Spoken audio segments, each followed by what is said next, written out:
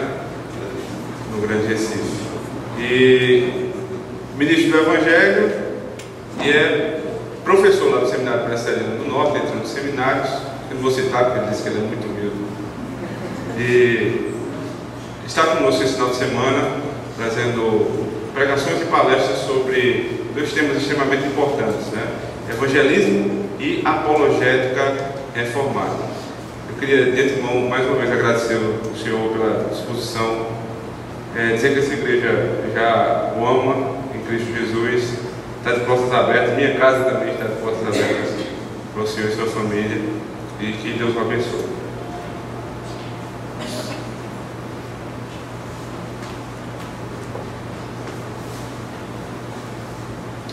Quero também agradecer os momentos que pude passar com os irmãos nesses 2 dias, para as palestras, a exposição e para a confraternização, né? Porque podemos ter momentos de conversa, de bate-papo, enfim, de confraternização cristã. Então, sou muito grato a Deus por tudo isso, né? E me sinto em casa, né? O culto que nós prestamos a Deus encontra um culto simples, reformado, em que a centralidade da palavra de Deus é destacada. E isso muito alegra o coração, em saber que Deus tem preservado alguns poucos, na verdade, poucos mesmo, que você pode encontrar uma igreja fiel, em que a palavra dele é proclamada, onde o nome de Cristo é exaltado. Isso certamente nos nossos dias, é como encontrar uma pérola de grande valor. Tá? Então, eu bendigo a Deus pela Igreja Presbiteriana do Alto Branco e faço votos para que ela desenvolva, cresça em conhecimento e graça, e se aprover ao Senhor em enviar cada vez mais o seu povo para que possa congregar aqui neste local. Meus irmãos, como fizemos de ontem para hoje, fizemos uma palestra e de manhã fizemos uma exposição que também contivesse o assunto daquela palestra. Não é uma exposição temática, não é um sermão temático, mas uma exposição que tratasse daquele tema. Eu não tenho um sermão que seja um sermão especificamente sobre a apologética, mas eu tenho um sermão, na verdade nós temos diversas passagens na Bíblia, onde nós vemos essa relação apologética e evangelização. E eu sei que alguns já conhecem essa porção bíblica, e alguns inclusive até queriam mesmo, né? Pediram para que fizesse uma exposição dessa passagem. A passagem é o livro de Atos, no capítulo 17, Paulo em Atenas. De fato, um momento em que Paulo parece estar num dos seus melhores momentos, né? Isso porque Paulo está num ambiente que deixou de ser um ambiente da sinagoga, né? Para um ambiente agora, digamos, um ambiente filosófico, um ambiente intelectual. Então nós diremos o seguinte: falar para quem já é religioso, de fato, convicto, é uma coisa. Falar para quem não é, que embora seja religioso no coração, mas não queira confirmar isso verbalmente, é outra coisa. Falar num ambiente religioso e falar num ambiente intelectual, ou falar para pessoas que se consideram intelectuais, são coisas distintas. E por isso mesmo, irmãos, a nossa exposição essa noite contemplará essa relação de apologética e evangelismo. Eu farei a leitura do versículo 15 até o verso 34, mas eu irei me deter apenas numa porção do texto, tá? E os que acompanhavam Paulo o levaram até Atenas, e recebendo ordem para que Silas e Timóteo fossem ter com ele o mais depressa possível, partiram. E enquanto Paulo os esperava em Atenas, o seu próprio espírito se comovia em si mesmo, vendo a cidade tão entregue à idolatria, de sorte que disputava na sinagoga com os judeus e religiosos, e todos os dias nas praças com os que se apresentavam. E alguns dos filósofos epicureus e estoicos contendiam com ele, com Paulo, e diziam: o que quer dizer esse paroleiro? O que quer dizer esse tagarela? E outros diziam: parece que é pregador de deuses estranhos, porque lhes anunciava a Jesus e a ressurreição. E tomando, o levaram ao Areópago, dizendo: poderemos nós saber que nova doutrina é essa de que falas? Pois coisas estranhas nos trazem aos ouvidos. Queremos, pois, saber o que vem a ser isto. Pois todos os atenienses e estrangeiros residentes de nenhuma outra coisa se ocupavam, senão de dizer e de ouvir alguma novidade. E estando Paulo no meio do Areópago, disse: homens atenienses, em tudo vos vejo um tanto supersticiosos ou religiosos, porque passando eu e vendo os vossos santuários, achei também um altar em que estava escrito ao Deus desconhecido. Esse, pois, que vós honrais, não o conhecendo, é o que eu vos anuncio. O Deus que fez o mundo e tudo que nele há, sendo o Senhor do céu e da terra, não habita em templos feitos por mãos de homens, nem tampouco é servido por mãos de homens, como que necessitando de alguma coisa, pois ele mesmo é quem dá a todos a vida e respiração e todas as coisas. E de um só sangue fez toda a geração dos homens para habitar sobre toda a face da terra, determinando os tempos já dantes ordenados e os limites da sua habitação, para que buscassem o Senhor, se porventura tateando pudessem achar, ainda que não está longe de cada um de nós, porque nele vivemos e nos movemos e existimos, como também alguns dos vossos poetas disseram, pois somos também sua geração. Sendo nós, pois, geração de Deus, não havemos de cuidar que a divindade seja semelhante ao ouro, ou à prata, ou à pedra esculpida por artifício e imaginação dos homens. Mas Deus, não tendo em conta os tempos da ignorância, anuncia agora a todos os homens e em todo lugar que se arrependam, porquanto tem determinado um dia em que com justiça há de julgar o mundo, por meio do homem que destinou, e disso deu provas, ou deu certeza a todos, ressuscitando dentre os mortos. E como ouviram falar da ressurreição dos mortos, uns escarneciam e outros diziam: acerca disto te ouviremos outra vez, ou depois. E assim Paulo saiu do meio deles. Todavia, chegando alguns homens a ele, creram, entre os quais foi Dionísio, Areopagita, uma mulher por nome Dâmaris, e com eles outros. E o Senhor se agrade em nos abençoar com a exposição da sua palavra, a fim de que possamos compreendê-la e vivê-la para a glória de Deus Pai. Meus irmãos, Cornélio Sotil foi um dos fundadores do Seminário Teológico de Westminster, em 1929, e um pastor de tradição holandesa, com formação em teologia e formação em filosofia, pastor de tradição calvinista, homem reconhecido por sua erudição e piedade. Há uma expressão dele num livro que ele, uma espécie de comentário que ele escreveu, em que ele queria ser mais reconhecido, ou ser conhecido como um VDM, Verbum Dei Minister, ministro da Palavra de Deus, do que ser conhecido como um PhD. E ele disse que quando ele perseguiu, né, quando ele correu atrás de adquirir o seu PhD, disse que ele queria que esse PhD servisse ao primeiro título. É inquestionável o conhecimento que ele tinha na área de filosofia. O Scott Oliphint dá um testemunho sobre o Cornelius Van Til que impressiona quem lê. O título do artigo do Scott Oliphint é Van Til, o Evangelista. Van Til foi chamado para falar numa universidade.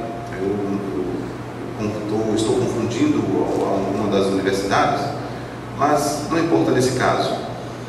E ele foi convidado para falar na comunidade, no departamento de filosofia, os alunos e professores de filosofia daquela universidade. Não sei se era a John Hopkins, eu sei que era uma universidade conceituada. E o Dr. Van Til ficou preso no trânsito. Chegou atrasado, faltando apenas 30 minutos para o término da sua palestra. Ou seja, ele teria um tempo maior, mas por causa do trânsito só teve 30 minutos. E o Scott Oliphint diz que ele, na plateia de filósofos, ele abriu o livro de Jonas e pregou. Como alguém despreza uma oportunidade dessa? A mesma coisa aconteceu com o Dr. Martin Lloyd Jones em 1941, ao ser convidado para pregar na Universidade de Oxford. E um jovem estudante daquela universidade levanta-se e questiona como é que esse jovem era um dos melhores debatedores daquela universidade. E ele questiona, né, o Dr. Martin Lloyd Jones, também dispensa a apresentação, quem o conhece, médico e tornou-se um pregador. E ele disse que, aquele jovem disse que ficava muito alegre com aquele sermão do Martin Lloyd Jones, mas o sermão havia sido tão bem construído, mas tão bem construído que ele poderia pregar para os fazendeiros. Então, isso seria uma espécie de... Você está num ambiente acadêmico, como é que você está pregando um sermão que seria pregado para fazendeiros? O Dr. Martin Lloyd Jones respondeu que realmente ele não via nenhuma dificuldade em pregar um sermão naquela universidade, uma vez que ele havia admitido que tanto os graduados quanto os não graduados, os graduados de Oxford e os não graduados, os fazendeiros e tantos outros, eram, conforme diz o Dr. Lloyd Jones, eram humanos ordinários e comuns, pessoas da vida comuns, pecadores miseráveis. E que por isso mesmo, todos eles precisavam da mesma mensagem. Assim, aquela comunidade precisava da mensagem que os fazendeiros precisavam. Meus irmãos, aquilo que nós temos diante de nós algo parecido com o que esses dois irmãos tomaram como um exemplo, certamente, da pessoa do apóstolo Paulo. É inquestionável a preparação acadêmica do apóstolo Paulo. A cidade do apóstolo Paulo, a cidade de Tarso, não era uma cidade insignificante, era uma cidade conhecida pela estrutura intelectual que havia. Não somente os personagens que de lá saíram, as pessoas que saíram daquela cidade, como alguns filósofos, Zeno de Tarsus, por exemplo, que era um filósofo que ficou bastante conhecido pelo conceito de ideia universal. Antípate de Tarsus, um outro filósofo também, que ficou conhecido por um argumento contra o ceticismo. Heráclides, que havia abandonado a visão de que todo engano é igual. Atenodorus e outros filósofos, inclusive o surgimento e o estudo dos advérbios começam na cidade que Paulo nasceu.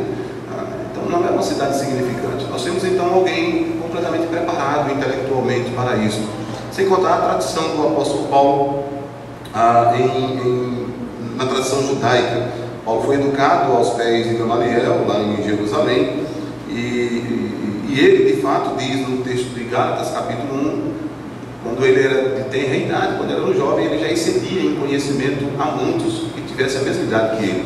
Então, se ele tivesse 30 anos de idade, ele tinha conhecimento de filosofia, de teologia, de judaísmo, da lei judaica, mais do que todos aqueles que tivessem a mesma idade que ele. Era inquestionável, portanto, a competência do apóstolo Paulo, a sua influência acadêmica, o seu conhecimento cultural da filosofia grega e da cultura grega. Nós não estamos diante de alguém que era simplesmente, como querem os intelectuais da nossa época, alguém desprovido de conhecimento, ou alguém desprovido de competência intelectual. Mas agora Paulo não está numa sinagoga. Paulo está num ambiente composto por duas tradições filosóficas, sem contar a presença de outras pessoas. Ele está numa cidade completamente idólatra, a cidade da Grécia, a cidade de Atenas, na verdade, tem um ditado que dizia que era mais fácil encontrar um deus na cidade de Atenas do que um homem. O politeísmo era de fato muito grande. Contam que no primeiro século aqui em Atenas 30 mil divindades eram conhecidas e só existiam 10 mil habitantes na cidade. Então, mais divindades mais ídolos na cidade do que pessoas. Mas Atenas não estava mais nos seus dias de glória.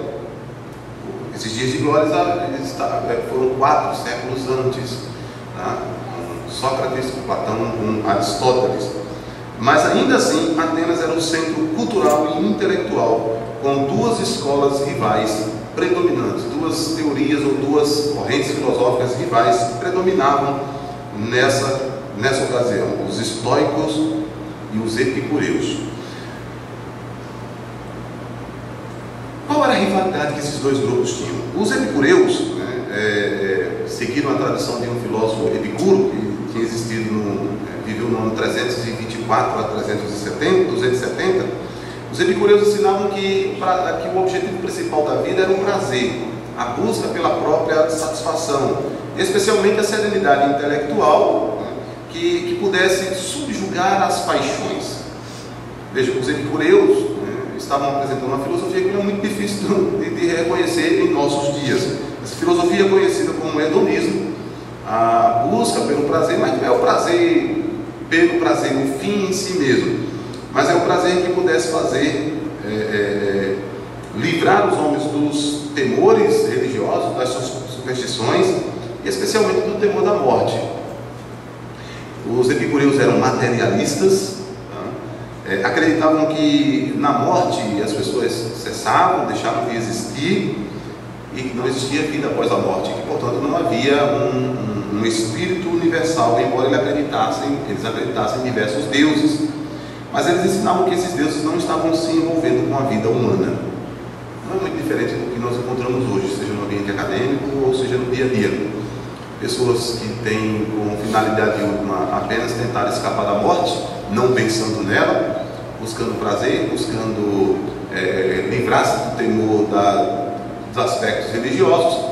Pessoas que acreditam em alguma divindade, em Deus ou em deuses, mas que não acreditam que esses ídolos ou esses deuses não interferem na vida humana.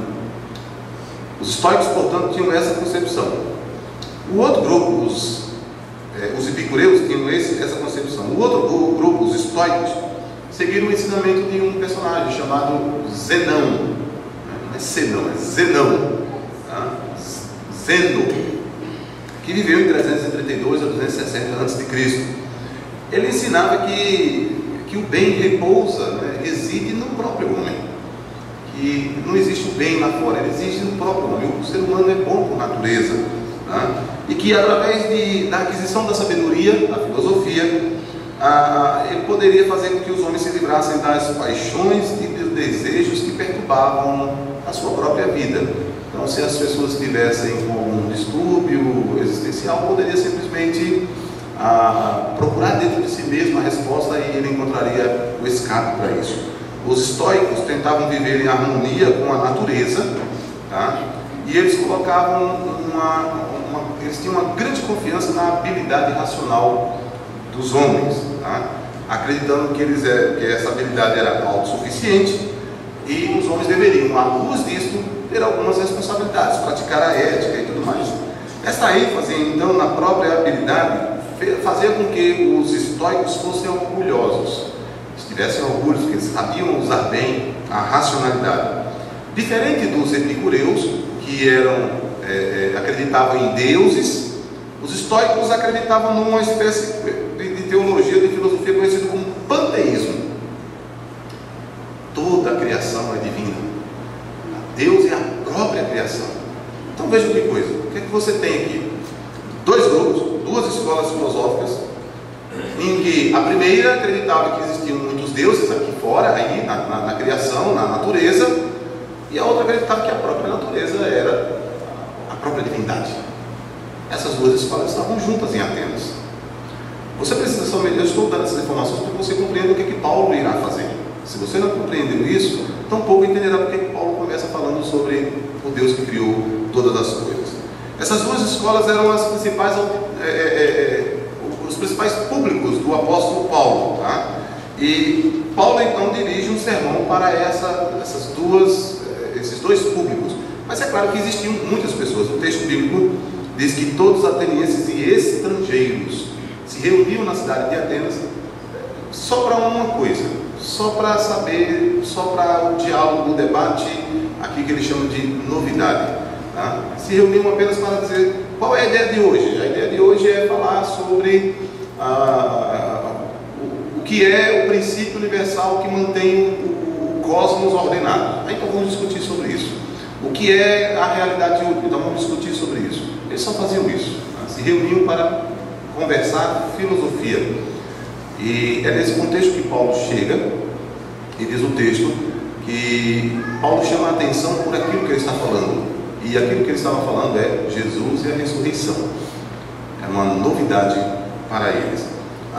O F.F. Bruce diz que, como a revelação bíblica em si mesmo, o argumento de Paulo com Deus, o Criador de todos os homens, é o pontapé inicial da sua apologética e evangelização. Onde Paulo começa a tarefa da evangelização e da apologética? Deus é o Criador de todas as coisas. Mas Paulo não para aí. Ele termina com Deus como juiz de todas as coisas. Então o primeiro ponto que você tem que compreender nessa abordagem paulina é que tanto a nossa apologética quanto a nossa evangelização, elas começam com Deus e terminam com Deus. Elas começam com Deus como Criador e terminam com Deus como juiz. É isso que nós encontramos no sermão paulino. Então, irmãos, só que dentro desse arcabouço, dentro desse primeiro ponto, Deus como Criador e Deus como juiz, nós encontramos outros aspectos que Paulo também tratará. É claro que aqui, como diz o Donald Carson, isso aqui, o que nós temos aqui são os pontos do sermão de Paulo. Assim como alguns de vocês tomam nota, primeiro ponto, aí tomam nota do ponto. Aí o pastor disse isso, e anotou um breve resumo do sermão. Esse sermão não durou 30 minutos, 20 minutos.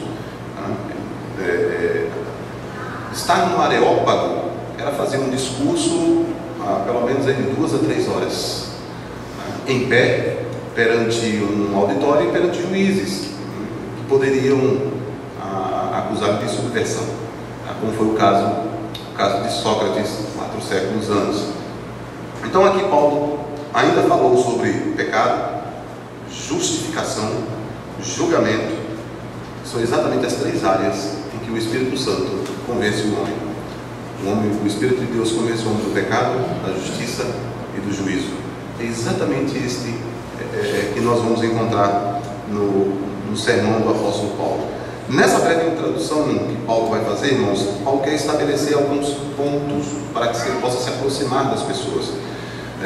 O ponto que Paulo utiliza, eu vou evitar dizer, eu não gostaria que você pensasse em ponto de contato ou terreno comum, tá? Ou base comum. Não, Paulo vai começar onde os atenienses estão. A nossa apologética e a nossa evangelização começa onde as pessoas estão. Naquele momento, no local onde elas estão, no lugar de pensamento em que elas estão. Então Paulo estabelece esse momento, ele encontra o local onde ele possa, onde os atenienses estão, tá? Para a partir dali apresentar a supremacia de Deus como Criador e Senhor dos céus e da terra. Paulo então mostrará a soberania de Deus sobre os homens e as nações, a dependência irrestrita que os homens têm da parte de Deus para a sua vida, para a sua respiração e para todas as coisas.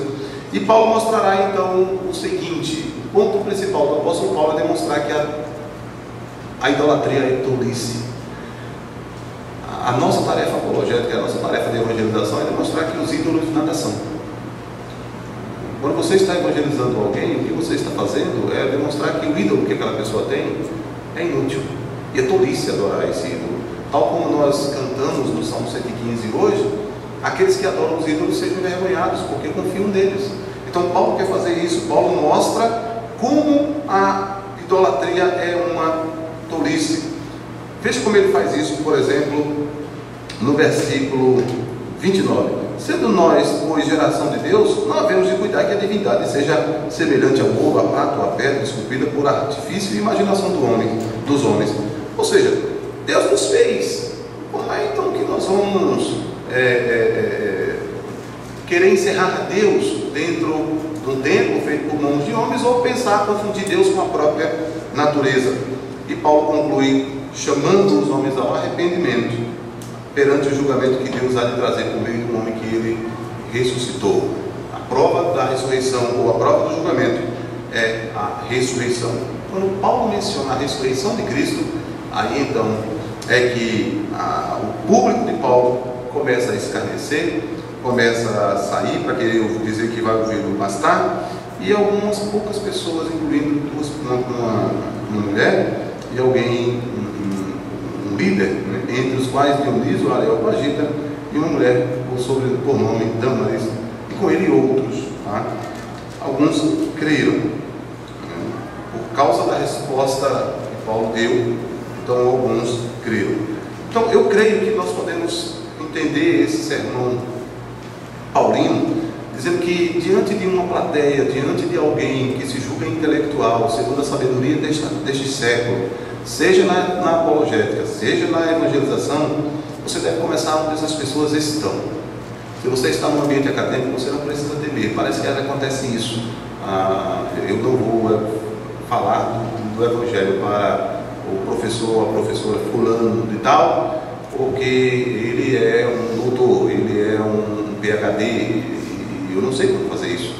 Na verdade, você tem que começar onde elas estão, tá? E uma vez que você saiba onde elas estão, tá?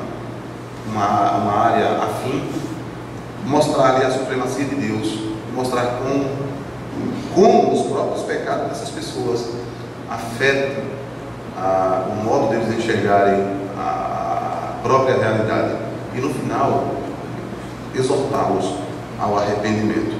Então, meus irmãos, o que nós temos no nosso texto, nesse apanhado que nós estamos examinando, é exatamente isso, tá? Os atenienses eram apenas idólatras. Paulo tinha todo o preparo intelectual, mas o que usou para confronto com os atenienses não foi esse preparo que certamente teve peso. Há quem considere que a estrutura retórica de Paulo aqui é uma estrutura bem conhecida dos gregos. Eles entendiam, quando ouviram Paulo falando varões atenienses, eles sabiam o que viria pela frente em termos de retórica. Então, é possível que Paulo esteja aqui no seu melhor da tarefa apologética.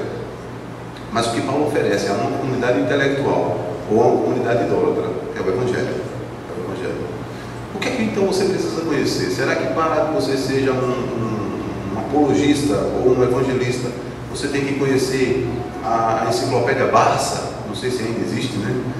Mas conhecer a enciclopédia Barça para que assim você possa sair em campo e testemunhar às pessoas acerca da soberania de Deus como seu Criador, do pecado que os homens estão envolvidos e chamá-lo ao arrependimento? Será que você precisaria andar com um dispositivo móvel para que a qualquer instante consultasse o Google e ele tivesse sempre a resposta? Qual é o conhecimento que você precisa ter? Será que você precisa ter um treinamento em filosofia analítica ou filosofia moderna, ou ter um treinamento em química, biologia? Se você tem todas essas coisas, graças a Deus por isso, e pode ajudar. Mas, segundo o apóstolo Paulo, o treinamento que você tem que ter é conhecimento da revelação bíblica. E o que é que nós então vemos desse conhecimento de Paulo? Já colocamos o ambiente, tá? onde Paulo estava, provocado pela idolatria. Tá? Paulo então começa a pregar. A pregação de Paulo atrai a atenção desses grupos de filósofos. Vamos ver agora um pouco mais do texto. De sorte que ele, verso 17, 18, Paulo estava em Atenas, ele estava assim, agitado com a idolatria. Talvez, não sei se você já foi a algum local completamente idólatra. Aqui a idolatria era visível nos ídolos, mas você chega nos templos de consumo da nossa época, tá?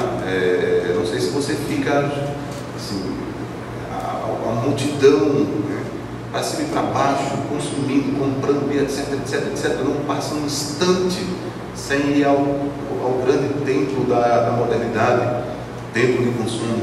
Ou você ligar na TV, ou por exemplo, uma época como a época de carnaval, aqui em Campina Grande, graças a Deus, é um pouco mais sufocado devido ao encontro da consciência cristã, mas você olha para o Rio de Janeiro e a completa idolatria. Ninguém está carregando ídolos feitos de madeira, de prata, de ouro, mas a sexualidade, a luxúria, a carnalidade, outros ídolos que são apresentados. Esse tipo de sentimento que Paulo teve o impulsionou a proclamar o Evangelho nesse ambiente. E os dois grupos foram chamados a atenção, chamam a atenção, percebem a agitação que estava acontecendo. No versículo 17, de sorte que disputava na sinagoga com judeus e religiosos. Tá? Judeus e religiosos. Religiosos aqui já não eram mais os judeus, eram religiosos da Grécia. Todos os dias na praça, na sinagoga com os judeus e religiosos, e todos os dias na praça com os que se apresentavam. A razão então, Paulo nesse local constantemente não fez um evangelismo de um dia, tá?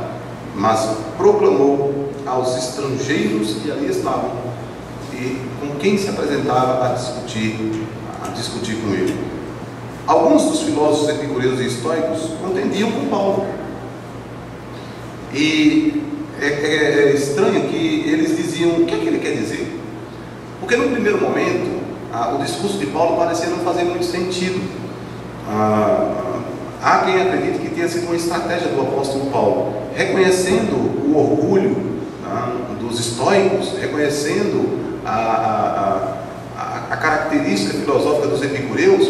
Paulo usou uma estratégia, alguns pensam desse modo, que parece fazer todo sentido, de usar um discurso que não fazia muito sentido para quem ouvisse, juntar muitos assuntos num único tema. Então Paulo, segundo esses comentaristas, Paulo estava reunindo muitos assuntos em poucos instantes, e é por isso que ele é chamado de catador de semente, de tagarela. Ele está pensando os assuntos, mas dois assuntos se destacavam, e é o que eles diziam: parece ser pregador de deuses estranhos, porque eles anunciavam Jesus e a ressurreição. Paulo então é levado para o Areópago para que ele se explique melhor.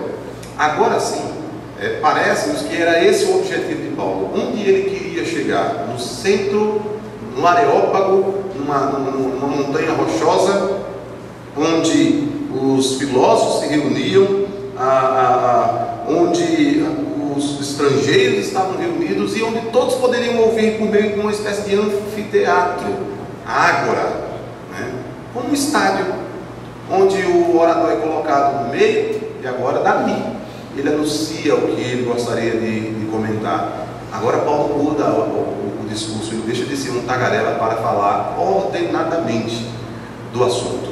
E o que nós encontramos aqui no assunto do apóstolo Paulo é a ordem de ação, queda, redenção e consumação.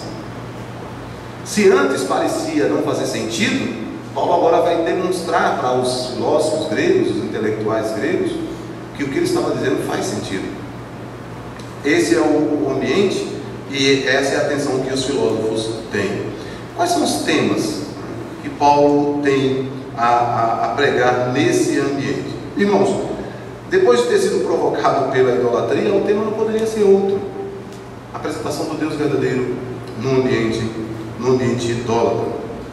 Esses dois grupos, ouvindo o apóstolo Paulo falar sobre Jesus e a ressurreição, pensavam que era apenas um casal de novos deuses. Isso porque o nome Jesus e ressurreição é um nome masculino e um nome feminino. Será que eles não sabiam o que era ressurreição? Eles já ouviram falar sobre essa palavra, mas eles não compreenderam, eles não estavam compreendendo. Paulo começa a sua observação, então, tendo sido levado para o meio, diz lá no versículo 19, e tomando-o, levaram ao Areópago, dizendo: podemos nós saber que nova doutrina é essa que faz? Interessante falar sobre isso. Você está falando acerca de tantas coisas, mas o que é de fato isso que você está trazendo? Pois coisas estranhas nos trazem aos ouvidos, queremos, pois, saber o que vem a ser isso. Nós nunca ouvimos falar sobre Jesus e ressurreição. Então, apresente para nós. E então, Paulo, como um orador grego, no meio do Areópago, diz: homens atenienses. Essa expressão do apóstolo Paulo faz toda a diferença. Ele não está despreparado para defender a fé e apresentar o Cristo ressurreto. A expressão homens atenienses é uma convocação para que todos de fato atendam aquilo que vai ser dito. É a preparação para que, como se ele estivesse dizendo: ouçam o meu discurso que eu tenho para fazer agora, a retórica, o assunto que eu vou apresentar, a estrutura é essa. Então ele faz a estrutura retórica chamada deliberativa, que envolve argumentação, que envolve lógica, que envolve confrontação. E o que é que Paulo confronta, então, entre esse público? Estando lá no meio, Paulo começa dizendo: eu vejo que vocês são supersticiosos. Paulo começa com uma observação que eles eram religiosos. Eu vejo que vocês são religiosos. É curioso, porque vocês são materialistas, vocês são panteístas, e eu falando sobre religião, vocês também são religiosos, tá? Mas, ao mesmo tempo, essa expressão poderia ser uma expressão de censura. Vocês são supersticiosos. Eu acredito que de fato a melhor leitura seria essa: vocês estão fugindo da superstição, mas vocês são supersticiosos. Vocês estão fugindo do conceito de temer aos deuses, mas vocês temem aos deuses. Lembram que os epicureus queriam encontrar um meio para não mais temer aos deuses? Aqui Paulo está dizendo: vocês temem aos deuses. O termo grego que aparece lá, no contexto judaico, faz uma diferença danada, porque no meio dela tem a expressão demônio. Mas Paulo está dizendo: vocês são temerosos aos deuses. Vocês provam que a filosofia que vocês têm é inconsistente, porque vocês querem fugir dos deuses, do temor dos deuses, da superstição. Mas eu vejo que vocês são completamente supersticiosos. Vocês têm muitos deuses aqui. Sabe aquele amigo que você diz assim: olha, eu não gosto de religião, esse negócio de religião para mim não dá. Aí você vai na casa dele, aí tem um incenso queimando, tem um cristal, uma pedra rosa e um Buda, um crucifixo, um galho de arruda, uma ferradura na porta, e ele não é religioso. Então você pode dizer para ele assim: rapaz, eu vejo que você é bastante religioso. Não, eu não sou religioso. Então para que aquele galinho de arruda ali? Sei lá, vai que dá certo, né? O supersticioso é assim: olha, eu não sei, mas tá ali, né? Quem sabe protege para alguma coisa. Mas se naquilo não servir, tem um pé de coelho que não deu sorte para o coelho, só para quem usa, né? O coelho não teve sorte nenhuma com um pezinho, cortaram a pata dele. Veja, o ambiente que você está, seria um ponto de partida. Se você está por exemplo, numa universidade, seus professores dizem que eles não são religiosos, demonstre para eles que eles são, que eles têm alguma confiança última em algum aspecto da realidade, ou Deus transcendente, se eles forem cristãos, ou na própria criação. Demonstre para eles que eles vivem em aspectos de fé, demonstre que eles vivem em aspectos de compromisso último, compromissos religiosos. Eu recomendaria o escrito do tal, né? Só feito para demonstrar como os homens são religiosos. Você não encontra pessoas que não sejam religiosas. Algumas simplesmente estão mais conscientes de que são religiosas, as outras não. Então, o que Paulo faz é demonstrar que eles são incoerentes, porque eles querem fugir da superstição e são tão supersticiosos. Uma maneira de começar uma evangelização poderia bem ser essa, tá? Você tem crenças religiosas? Pode começar por aqui. Tá? Paulo está tratando do homem naquilo que ele é. O coração do homem sendo uma fábrica de ídolos, Paulo está tratando com eles naquilo que eles são. Eles são religiosos. Nós somos criados para a religião. Nós somos criados primeiramente para a verdadeira religião. A verdadeira religião era um termo que o J.C. Riley utilizava, né? O bispo Riley utilizava. A religião em Deus, no próprio Deus. Nós somos criados segundo a imagem de Deus e dependemos dele, e por isso mesmo nós somos religiosos.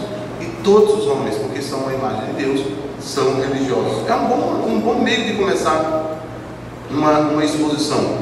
Se a pessoa se julga intelectual e diz que não é religiosa, eu pergunto quais são as ideias que ela tem acerca de Deus.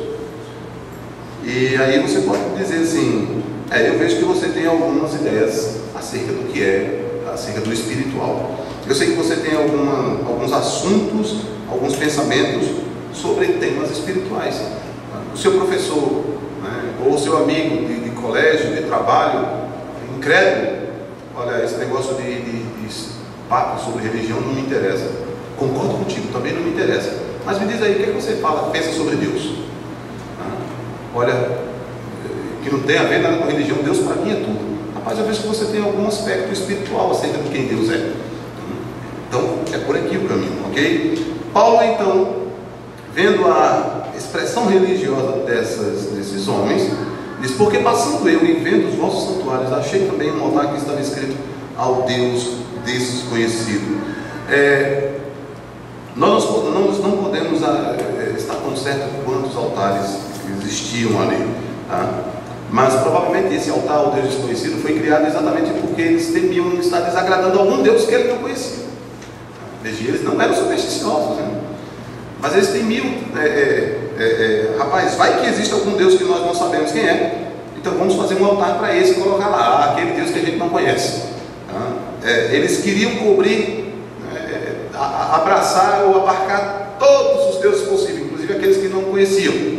Então, eles estavam especulando acerca da própria realidade. Paulo toma esse aspecto para dizer: bom, já que vocês estão um Deus que vocês não conhecem, eu quero falar sobre esse Deus que vocês de fato não conhecem. Vocês admitem que não conhecem esse Deus, diz o apóstolo Paulo. Então deixa eu falar sobre ele, tá? Irmãos, embora alguns irmãos na fé pensem que aqui o momento era simplesmente Paulo pegou um gancho e disse assim: bom, eles não conhecem esse Deus, então eu vou dizer assim: olha, é esse Deus que eu estou trazendo para vocês que vocês não conheciam até agora. Não, eu não acredito que seja isso. O apóstolo Paulo diz em Romanos capítulo 1, versículo 18 a 32, que os homens conhecem a Deus, mas eles suprimem a verdade, eles suprimem esse conhecimento de Deus, eles não dão glória a Deus. É claro que eles sabiam quem Deus era, mas eles estavam suprimindo por meio da sua idolatria. Eles criaram ídolos para suprimir acerca do verdadeiro Deus. Então é esse Deus que é chamado Deus desconhecido, que eles estavam tentando apaziguar também a sua ira, né? não temer esse Deus. Paulo está dizendo: na verdade, esse Deus que vocês dizem desconhecer é dele, que vocês conhecem lá no fundo do coração, e é dele que eu irei falar. Paulo não se sente intimidado com o ambiente, tá? Meus irmãos, eu me lembro que um irmão na fé disse certa vez o seguinte: se uma criança do nosso meio aqui, bem preparada na escola dominical, uma criança daí, 6ª, 7ª série, 8ª série, bem preparada na escola dominical, ela não terá dificuldade de evangelizar quem quer que seja, desde que ela seja bem preparada. E aí nós vemos agora o o sermão do apóstolo Paulo, começando no versículo 24. Eu vou apenas tocar nos pontos, né, porque eu vou fazer, como eu disse ao Augusto hoje pela manhã, né, assim, eu não tenho como dizer na próxima semana eu continuo, tá? Então eu vou tocar nos pontos do sermão do apóstolo Paulo. Primeiramente, o Deus que eles não conheciam. Reconheceu então Paulo o aspecto religioso, a devoção religiosa dessas pessoas, e aí Paulo inicia o seu sermão. O Deus que fez o mundo e tudo que nele há. Primeiramente, irmãos, veja, Paulo aponta esse Deus chamado Deus conhecido como Deus criador do universo. Verso 24, ele fez o mundo, ele é Senhor dos céus e da terra, e como tal, ele não habita em templo feito por mãos de homens. O que eu quero que você compreenda, à luz daquela introdução sobre os estoicos e epicureus, é que Paulo está fazendo um confronto agora. Paulo está confrontando duas visões de mundo. A visão de mundo do cristianismo, né, segundo a revelação bíblica, e a visão de mundo pagão. Na visão de mundo pagão existiam muitos deuses que faziam parte da mesma realidade, ou a criação era a própria divindade. Paulo está dizendo nenhuma coisa nem outra. O Deus que criou os céus e a terra, a criação não é divina. Paulo anulou aqui o panteísmo, e Paulo anulou qualquer aspecto de outro Deus. Paulo está dizendo, só há um Deus. Foi Ele que criou os céus e a terra. E por isso mesmo, porque Ele é o Criador de todas as coisas, Ele não habita em templo feito por mãos de homens. Vocês estão pensando então que esses que vocês criaram altares aqui, esses são deuses. Mas como é que eles são deuses se eles dependem de vocês? Como é que eles podem ser deuses se eles dependem exclusivamente de altares que vocês tenham construído para Ele? Como é que a natureza pode ser divina? E aí Paulo está dizendo, só há um Deus verdadeiro. E esse Deus verdadeiro é o que criou os céus e a terra. Paulo não se intimida. Irmãos, para muitos crentes parece que é vergonhoso esses crentes terem que afirmar o Deus criador dos céus e da terra. É vergonhoso, né? Eles ficam acanhados de dizer eu não creio na evolução naturalista, materialista. E a partir daí, como Paulo fala isso aqui, reduzir a mentalidade pagã ao absurdo. É isso que Paulo está fazendo, reduzindo ao absurdo. Vocês dizem que eles são deuses, mas os deuses de vocês habitam em templo feito por mãos de homens. Como é que ele pode ser Deus e depender de vocês? Sabe aí, Paulo reconhece a sabedoria veterotestamentária, né? E é bem possível que ele conhecesse o próprio livro de sabedoria, um livro escrito em 132 a.C., em capítulo 13 desse livro, você pode ler em casa, né? Encontra aí nas Bíblias católicas, dizer, assim como o Salmo 115, tá? Só que a descrição lá é mais cômica. Os deuses, né, se referindo aos ídolos feitos de prata, de ouro, né, diz que eles eram presos com pregos para que eles não balançassem. Como é que pode ser Deus? Algo desse tipo. Como é que o homem pode se julgar divino se ele sempre depende de ouro? Então, o primeiro ponto, Deus é o Criador do universo. A sua apologética começa por aqui, o seu evangelismo começa por aqui. Existe um Deus Criador. Ele não se confunde com a criação. A criação é distinta dele, ele é distinto da criação. Ele abarca toda a criação, mas não se confunde com ela. E mais, Paulo diz aí no versículo 25, o Deus que fez o mundo e tudo que nele há, sendo Senhor dos céus e da terra, não havia tempo feito por mãos de homem, nem tampouco é servido por mãos de homens, como que necessitando de alguma coisa, pois ele mesmo é quem dá a todos a vida, a respiração e todas as coisas. Ele não é somente o Criador, ele é o sustentador de todas as coisas. Na nossa teologia, nós, especialmente como esposada na Confissão de Fé de Westminster, ela está dividida assim: revelação, a Escritura, né? Em seguida, o que a Escritura ensina isso? Sobre Deus e da Santíssima Trindade. Depois, o que a Escritura fala sobre Deus e da Santíssima Trindade? Dos decretos de Deus, capítulo 3, e como o decreto de Deus se manifesta na obra da criação e na providência. Essa introdução da nossa confissão de fé. Paulo está fazendo semelhante. Deus é o sustentador de todas as coisas. Ele não é somente o criador de todas as coisas, ele sustenta todas as coisas. Isso porque os estoicos epicureus defendiam uma possibilidade de acaso. Paulo está dizendo que não há acaso. Ele é quem sustenta, ele deu a vida, ele deu a respiração, ele não necessita de nada nem de ninguém. E por isso mesmo, Deus não é adorado como se ele necessitasse de adoração. Veja mais uma vez como Paulo está atacando a mentalidade religiosa dos atenienses. Porque o que vocês estão fazendo? Vocês estão servindo a esses deuses, mas significa que esses deuses dependem de você. Coisa que o Deus que criou os céus e a terra não depende de absolutamente nada, nem ninguém. Paulo continua no versículo 25, perdão, 26 e 27. E de um só sangue fez todas as gerações dos homens para habitar sobre toda a face da terra, determinando os tempos já ordenados e o limite da sua habitação, para que buscassem o Senhor, se porventura tateando pudessem achar, ainda que não está longe de cada um de nós. Deus é quem rege todas as nações. Agora Paulo apresenta Deus como o rei de todas as nações. Ele criou não somente todo o céu e terra, mas ele criou cada nação. E não somente isso, ele determinou o seu surgimento e a sua queda. Isso aqui era uma espécie de ferir o orgulho dos atenienses. Se Atenas já não era mais a cidade nobre de 4 séculos antes, Paulo está dizendo que isso foi estabelecido por Deus. Atenas é o que é agora, simplesmente porque Deus rege todas as nações. Todas as coisas foram designadas e elas estão colocadas para que os homens possam procurar, possam investigar. E a conclusão de que eles chegam é tal que eles compreenderão, eles podem buscar o Senhor que criou os céus e a terra. Meus irmãos, dentro da filosofia estoica e epicurista, havia um conflito entre eles, entre serem deterministas, fatalistas, e outros serem casualistas. Paulo está dizendo que essas duas coisas em Deus fazem sentido. Fora de Deus não faz sentido falar em fatalismo ou determinismo, porque fora de Deus é isso mesmo, ou em casualidade. Paulo estabelece que o Deus que criou todas as coisas, que sustenta todas as coisas, é Ele mesmo quem rege todas as coisas.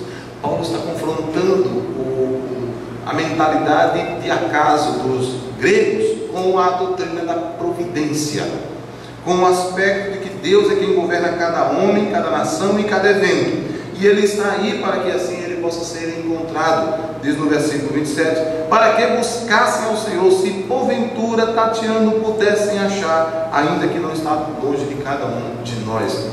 Dois aspectos da divindade Paulo está falando, da transcendência de Deus e da sua imanência.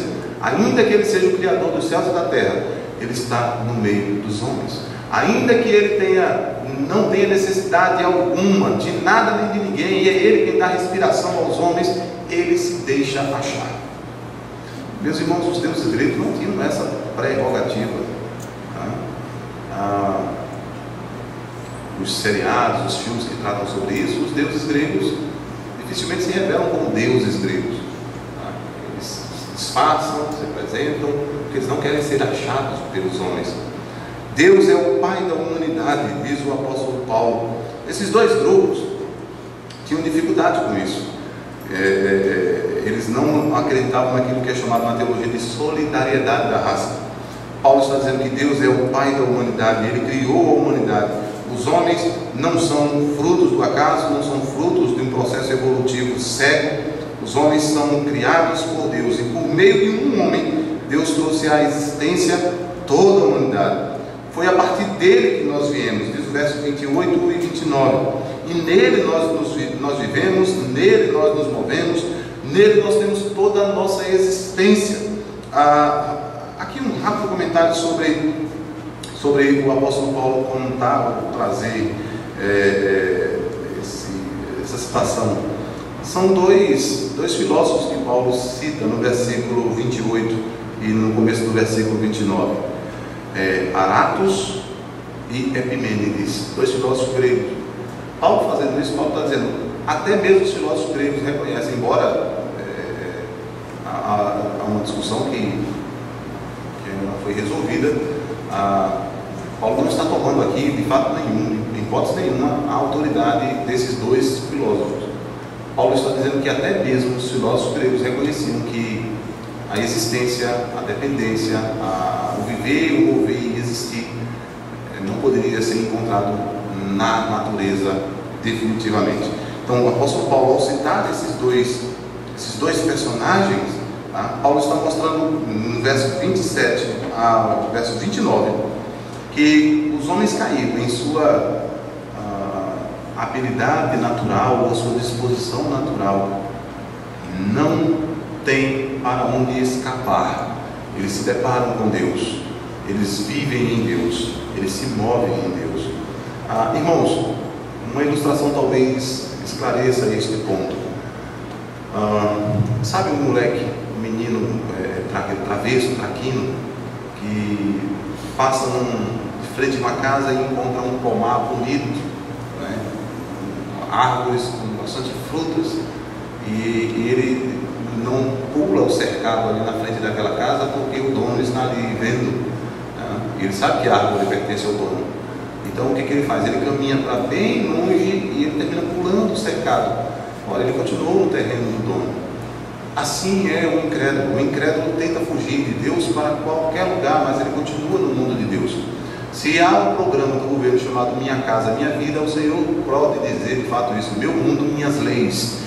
O meu mundo é minha casa, o meu mundo é a minha lei. Não há para onde os homens fugir. Onde eles forem, eles estão se movendo em Deus, existindo em Deus, e vivendo em Deus. Por isso mesmo, Paulo, ao citar esses dois poetas, não é que ele está assumindo a autoridade desses dois poetas, porque esses dois poetas eram politeístas, mas Paulo está mostrando como esses pensadores pagãos estavam alinhados com um aspecto da revelação, de que os homens são dependentes dos deuses. Era isso que os pagãos estavam pensando. Agora Paulo está dizendo que os homens são dependentes do Deus que criou os céus e a terra. Meus irmãos, agora no versículo 29, Paulo começa a aplicação. Veja, criação, versículo 24, 25, queda de um só, versículo 25 e 26, queda, se estendendo até o versículo 29, parte A. E agora Paulo vai iniciar, a partir do verso 30, redenção. Criação, queda e redenção. No versículo 30, o apóstolo Paulo, depois de ter demonstrado que os filósofos gregos eram idólatras de coração, que Deus havia criado todas as coisas, Paulo diz: olha, Deus agora não leva em consideração a sua ignorância passada. Eu tenho dificuldade em algumas pessoas que leem esse texto assim: olha, Deus não considera os seus pecados passados. Eu tenho dificuldade de ler esse texto dessa maneira. Talvez a leitura, que não pareça tão simples, seja mais apropriada. Mas Deus não tendo em conta os tempos da ignorância, ou seja, o fato de você ter pecado no passado não isenta você de ter que prestar contas a Deus. Essa parece ser a leitura mais apropriada.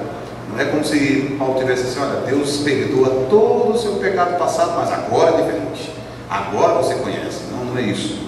É como se Paulo estivesse dizendo: não pense que o tempo da ignorância isenta você da culpa. Não pense que o seu passado não é levado em consideração. A prova é tanto que agora Deus está chamando a arrependimento aos homens. Ele não está lhe chamando a arrependimento porque agora você sabe que é pecador. Ele está lhe chamando de arrependimento porque você é pecador. Não é porque você sabe agora. Está dando para entender qual é a leitura que eu estou apresentando?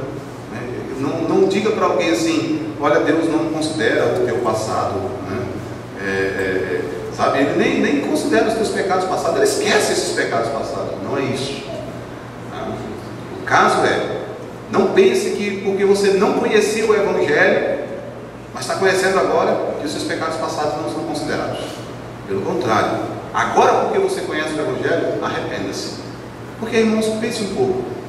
Se a leitura incomum de que os pecados passados não são mais contados por Deus, se essa leitura fizesse sentido, então alguém que acabou de ouvir o Evangelho pode dizer: bom, como eu não tenho nenhum pecado passado, então não tenho pecado agora, eu não preciso de salvação.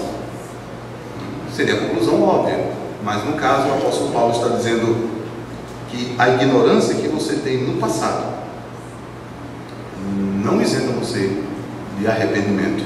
E por isso mesmo, Paulo apresenta Deus como juiz do mundo, a partir do versículo 30. Porque Deus não vai julgar somente as coisas que são do presente, Ele julgará absolutamente todo o passado. Então Deus, não tendo em conta os tempos da ignorância, não isenta você da culpa o fato de você ter sido ignorante. Deus não leva em consideração a sua desculpa de que você era ignorante. Anuncia agora a todos os homens em todo lugar que se arrependam. O mandamento ou a ordenança de arrependimento, que Deus é o juiz de todos os homens. É curioso que na raiz do processo intelectual e tudo mais está o orgulho. E os homens não querem então considerar-se responsáveis e ter que prestar contas absolutamente a ninguém. Então, desafiar o incrédulo para Cristo, chamando ao arrependimento e à fé, indicando-lhe, meus irmãos, poderosamente esta conclusão. O fato é: arrependa-se agora, porque Deus há de julgar o mundo. Então, Deus não tendo não considerando o fato de você ser ignorante quanto ao passado, Deus agora declara, ordena aos homens que em todo lugar se arrependam.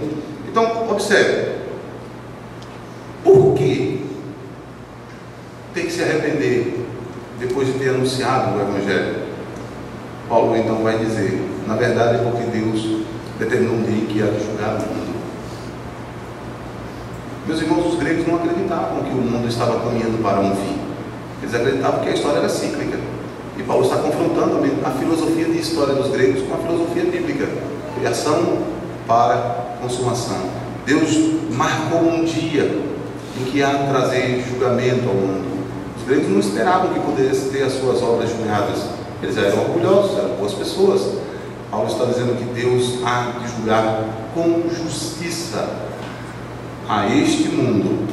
Agora, se eles queriam saber quem era Jesus e a ressurreição, Paulo então dirá agora, no versículo 31, diz: por meio do homem que ele destinou, e disso ele deu certeza a todos, ou deu prova a todos, ressuscitando dentre os mortos. É a partir disto que então nós temos a reação do público.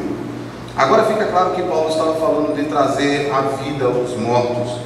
E nós temos aqui, lembre-se disso, um sumário da defesa do apóstolo Paulo. Mas Paulo então está falando da criação, queda e ressurreição, consumação, redenção e consumação. E ao falar sobre a morte de Cristo, Paulo está pregando Jesus e ressurreição. E é óbvio então, meus irmãos, que os gregos não aceitariam essa perspectiva.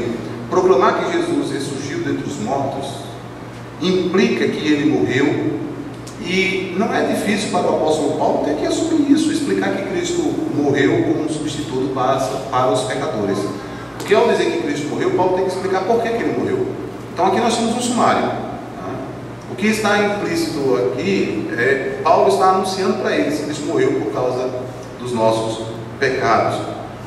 Assim, aquilo que nós encontramos neste ambiente intelectual de Paulo defender a fé, o conteúdo da revelação, por meio da criação, da queda, da redenção e da consumação, e anunciar que nesse esboço, nessa moldura, constam os elementos do Evangelho, ou em outras palavras, consta o próprio Evangelho. O único meio que você tem então, meus irmãos, de apresentar uma defesa da fé, uma defesa sólida da fé e uma evangelização, é seguir este caminho.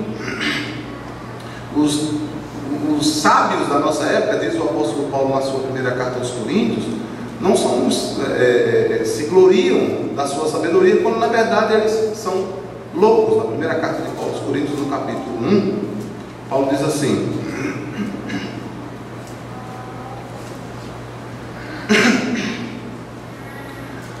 porque a loucura de Deus é mais, verso 25, é mais sábia do que a sabedoria dos homens, e a fraqueza de Deus é mais fraca do que a fraqueza, mais forte do que dos homens. A fraqueza de Deus é mais forte do que os homens. Porque vede, irmãos, a vossa vocação, que não são muitos sábios segundo a carne, nem muitos poderosos, nem muitos nobres que são chamados, mas Deus escolheu as coisas loucas deste mundo para confundir as sábias, e Deus escolheu as coisas fracas deste mundo para confundir as fortes, e Deus escolheu as coisas vis deste mundo, e as desprezíveis, e as que não são, para aniquilar as que são, para que nenhuma carne se glorie perante Ele.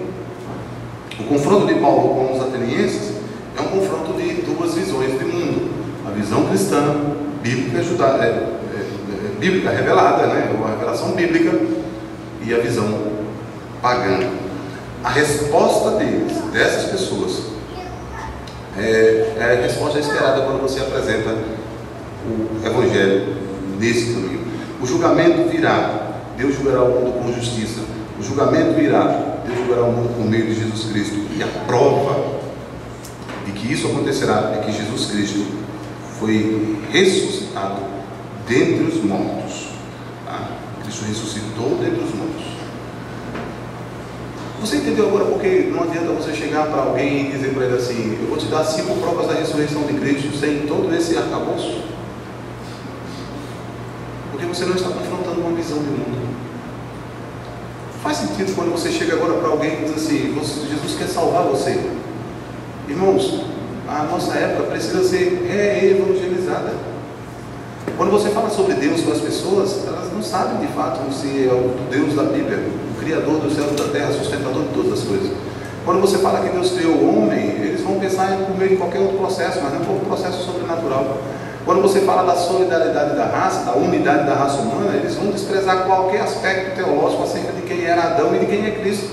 E quando você fala sobre a nossa existência ser completamente dependente de um Deus que transcende todas as coisas, que não é servido pelos homens, eles vão ficar ofendidos com isso, porque eles querem que Deus seja o seu servo.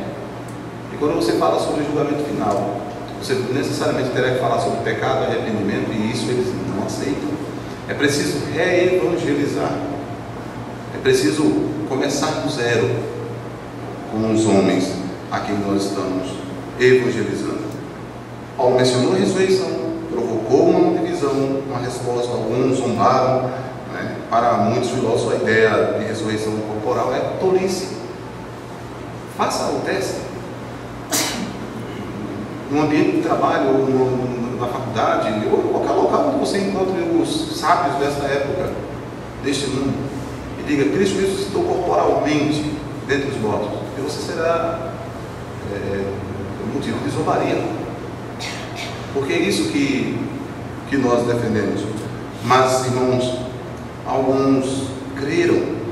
O que fica claro para nós é que o resultado final não depende de nós, depende do Espírito de Deus. Alguns creram naquilo que Paulo havia anunciado.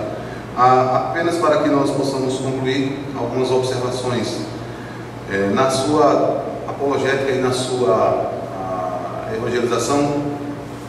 Comece onde as pessoas estão, mas use de respeitabilidade, de tato. Reconheça a espiritualidade dessas pessoas, por mais que elas queiram negar, mas reconheçam que eles estão caminhando em caminhos tortuosos. Você não deve temer, não deve hesitar, você não deve se intimidar em reconhecer a devoção que alguém tem, em perceber o aspecto religioso dessas pessoas. Paulo começa então com a presente condição espiritual dessas pessoas. É onde nós deveremos começar. Outro ponto para a consideração final: utilize aquilo que a Escritura revela. Essa é a sua fonte. Paulo, veja, se você procurar aqui, Paulo não citou a Bíblia, um versículo bíblico nenhum, certo? Ele não citou nenhum versículo bíblico. Citou? Como diz Gênesis capítulo 1, versículo 1, Deus criou os céus e a terra. Ele não disse isso. Pelo menos no resumo nós não temos isso. Porque não adiantaria Paulo citar a Bíblia para os gregos. Eles não acreditavam na autoridade da revelação. Agora deixa-me fazer uma pergunta. O que Paulo descreveu no seu discurso, você pode, como exercício, Reverendo Augusto, você pode encontrar os versos bíblicos no Antigo Testamento que correspondam a tudo isso? E no Novo Testamento? Pode? É isso que eu falei pela manhã de uma apresentação biblicamente orientada.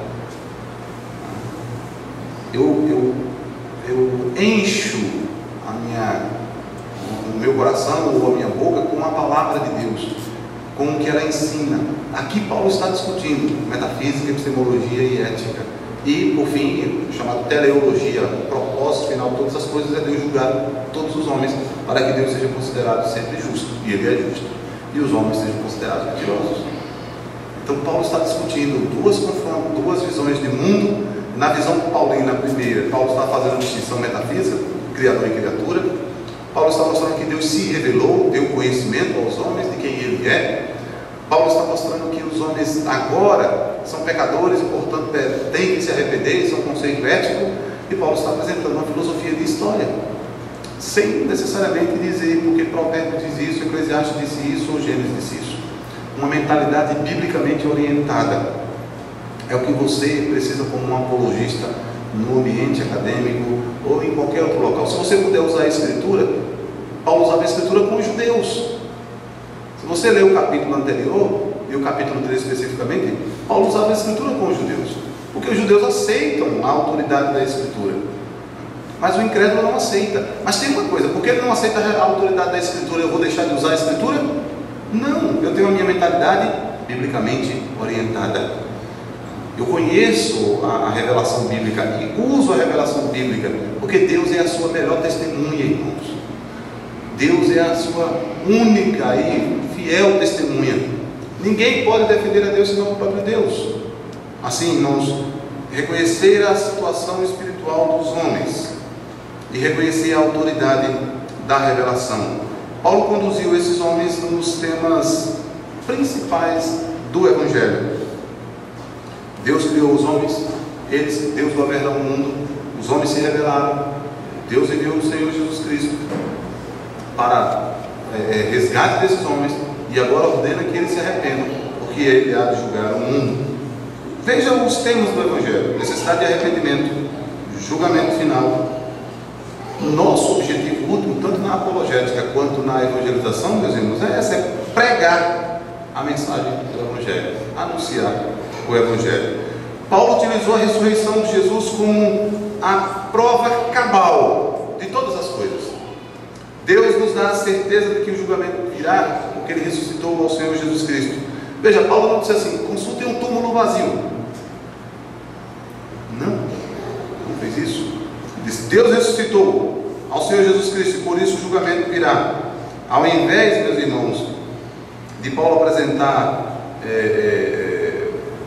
as técnicas contemporâneas, né, da prova da ressurreição de Cristo, Paulo está dizendo assim: a ressurreição de Cristo prova a existência de Deus, a veracidade daquilo que Cristo disse que era, a realidade do pecado, do julgamento e a necessidade de arrependimento.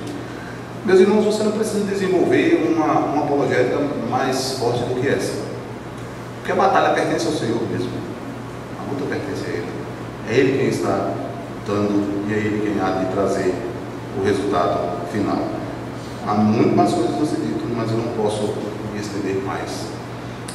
O que nós encontramos aqui é o apóstolo Paulo apresentando uma defesa da fé cristã e uma evangelização, os dois elementos juntos, por meio da moldura, criação, queda, redenção e consumação. O Deus que criou todas as coisas é o mesmo Deus que julgará a todos os homens. Confronte o pensamento incrédulo com a revelação bíblica e somente com ela. E o resultado: esteja pronto para que alguns zombem, esteja pronto para que alguns vão embora e não queiram mais ouvir sobre isso, mas também esteja pronto para que alguns creiam, porque o resultado depende daquele Deus que criou os céus e a terra e há de trazer julgamento sobre todos os homens. A Ele, portanto, nós rendemos tributo, honra e glória, hoje e sempre.